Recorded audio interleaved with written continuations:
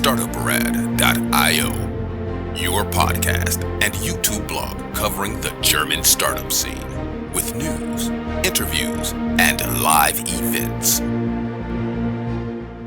Hello and welcome everybody. This is Joe from Startuprad.io here for you in WeWork Goetheplatz Frankfurt. It's pretty much in a city center and I'm here because today I do have something with innovation for you guys. And I got Human here. How you doing? Oh, thank you. Very well. How are you? I'm doing great. Can you tell our viewers just a little bit about you? Of course. Where you come from, and then we get a little bit into what you're actually doing. Yeah, actually, it's a complicated question, to be honest. But to make it short, my background is basically I have a master's in accounting and finance. I was working 6 years for a large consultancy and audit company. And after 6 years, I decided to take the leap and start something on my own, or basically with my team together. And this is why we're sitting here together. And we right now here in the office, the people in the background, they're not hired. They actually work for you here in the company. I mean, they're hired to work in the company. They're not just hired for the video. No. And your company is Beyond 1789 Innovation. Yeah. What does it mean? And what do you actually do here? So 1789. It actually was an idea of how work in a more innovative and a more open way could look like. We had this idea leaving our previous company because we were engaging very strongly with the topic of innovation. So actually we were obsessed with it. And at one point we were like, why are those companies there who are very innovative and why others are not? And why they used to be innovative and why aren't today? And why they stopped innovating? Yeah, why did they stop? And as I said, we were really obsessed with it. And I mean, in then 2014, 13, and obviously 15, this big hype of startups and everything around innovation. We were part of that hype, actually. So we were really digging deep down to it. And we started to think about this stuff. I mean, technology is obviously something where you can get very passionate about it. And it's very interesting. But and it's not only playing with your iPod. No. Obviously, not only playing with the iPod.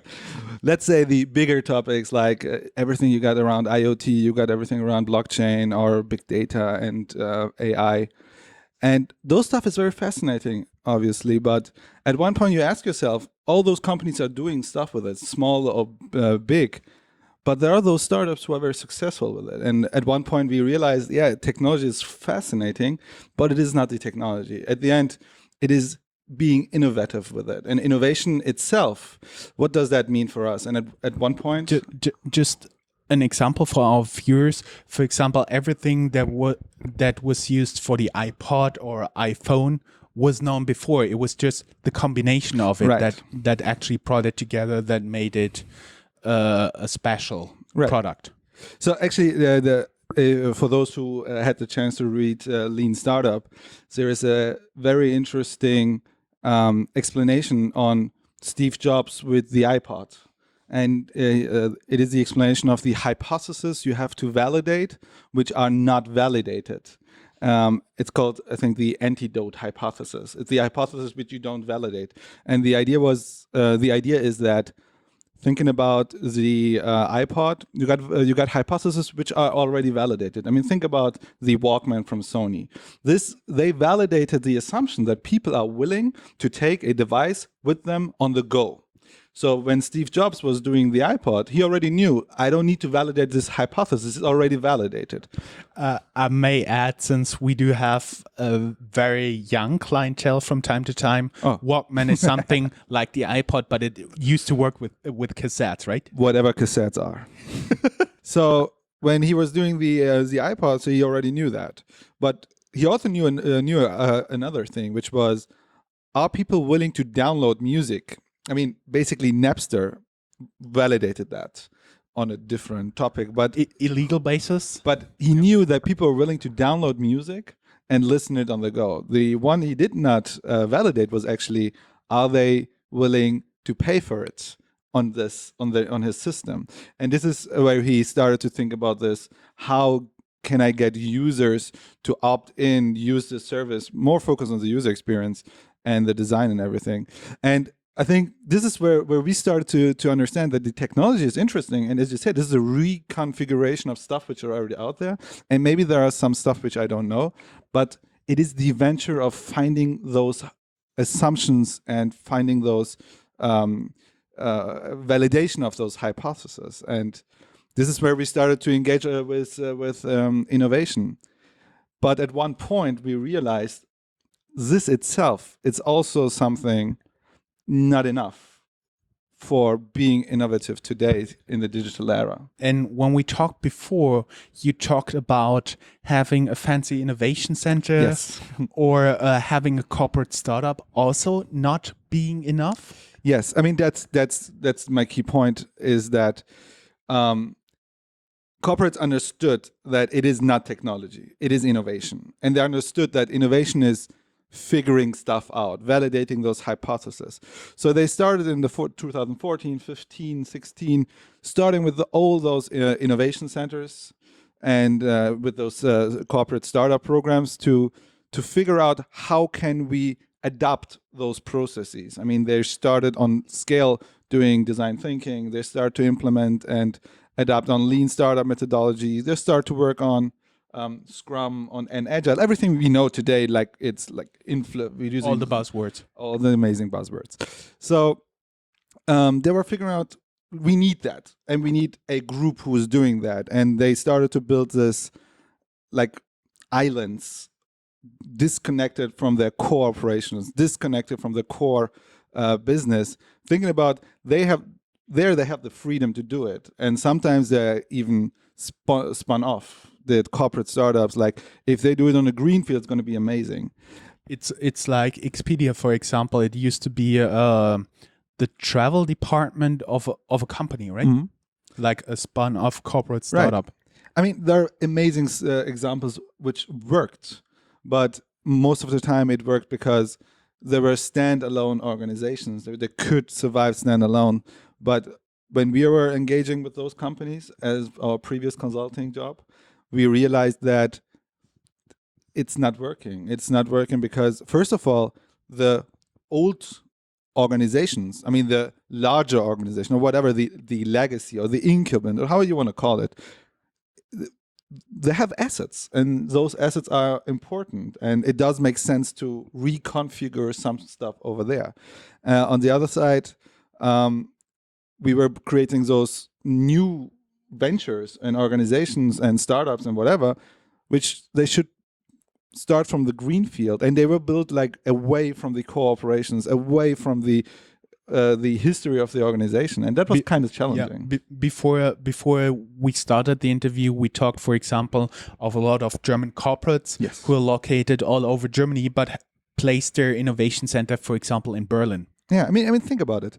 You are a traditional manufacturer in whatever area or industry, like automotive. Machine building, the traditional German industries, yeah. Right. And then you start to say, look, we need to be innovative, but we cannot be it here where we are doing all of our operations and we do all of our values. And we do it in Berlin. I mean, everybody's in Berlin, right? So they rent an amazing loft, put some sofas in it, some beanie bags, some whiteboards, bring some creative people into the team. They have to have some big beards. They have to be from Berlin, and that's everything that counts. Yeah, a hoodie would be nice, and sneakers also. I got the sneakers, but I got both hoodie and sneakers. No You're worries. awesome. Great. But yes, they need to have that, and then they need to disrupt. But we're forgetting that this stuff, which is created in Berlin, which maybe is important for the company, at one point, there need to be a return on invest for the large organization, and it needs to be brought back, because we shouldn't forget those companies, successful companies, maybe over 100 years. There's a reason why they are successful, and neglecting that and saying that we need to do everything new. It's kind of, I would say, for me personally, it's like I'm losing my mind on that. I don't understand, because I have something amazing, Now let's think about how can we bring that into a more digitized and more technology-driven context and environment. And this is what we saw, that those investments or those quick wins, which we were telling the organizations, if you do this and that, they're going to come, they just did not come. And this is the reason why we exist. At one point, we realized it is not about the technology. Maybe it is not even about the core innovation, as it is about the people who are doing this. And this is why 1789 constituted itself. It was about creating structures in organizations for organizations who see that their environment is changing rapidly. And in order to survive in a more complex world, they need to be complex itself. And this is what we do. We help organizations create those complex structures to cope with the complexity. And how do you guys actually do it? You've seen all of that, and how do you actually help your clients? And you won't get away with just throwing out 5 buzzwords. It's forbidden to say blockchain, disruption, AI. What else is out there? Agile. Agile. I love this word. Yeah, and what else is lean? Lean. No use of those buzzwords. Oh, just explain. I can use design thinking, so that's something. Oh, damn it! No. Why didn't you tell me? So yeah. It is an easy question, right? The answer is quite complex. I mean, you have to think about it.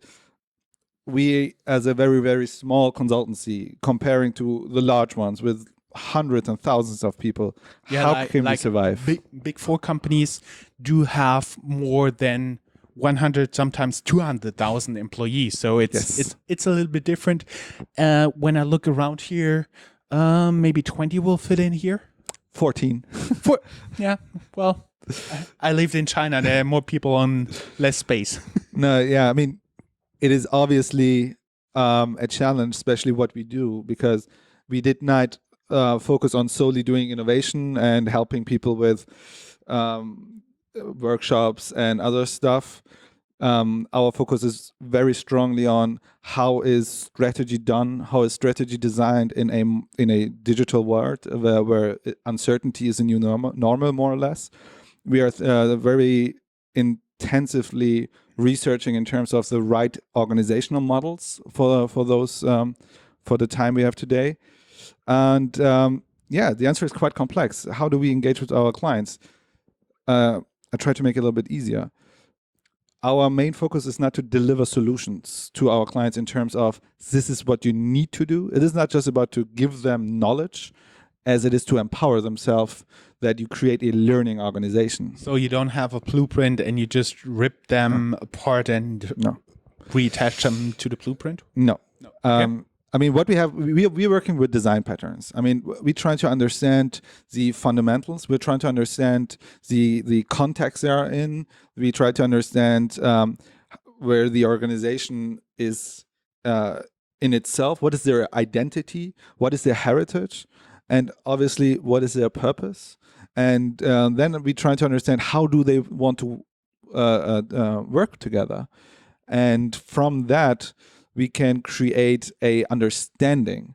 But at the end, everything we do comes from the organization. I mean, our focus is to empower organization, empower teams, individuals.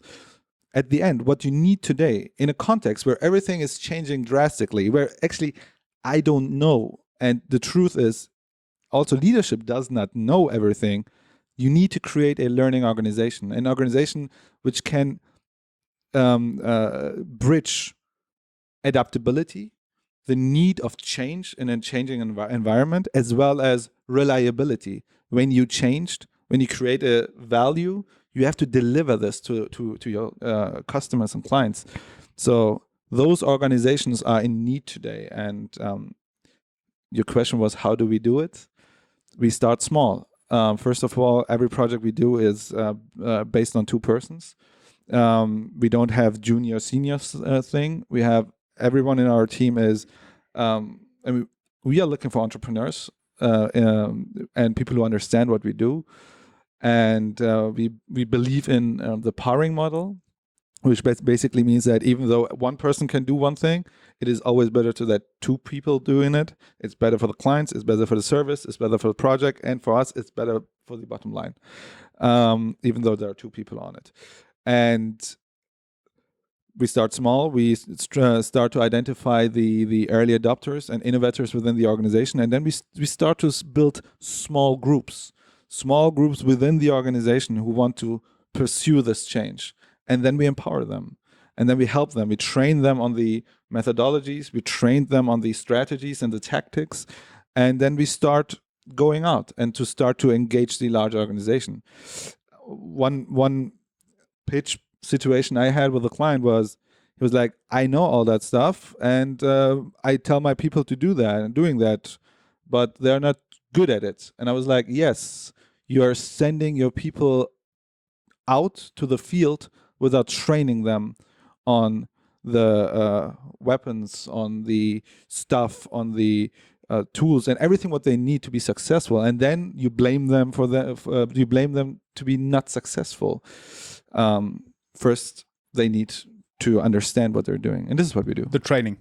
Yeah, it is training. It is first of all, it's training, and then it's applying in a small area, and then scaling it to the large organization. That is very interesting. I do believe there are many people out there who'd like to talk with you about it, and everybody who wants to learn more, go down here in the show notes. You'll find the link to your organization and your personal LinkedIn profile. Amazing. Thank you very much. Thank you. Have a nice one. You too.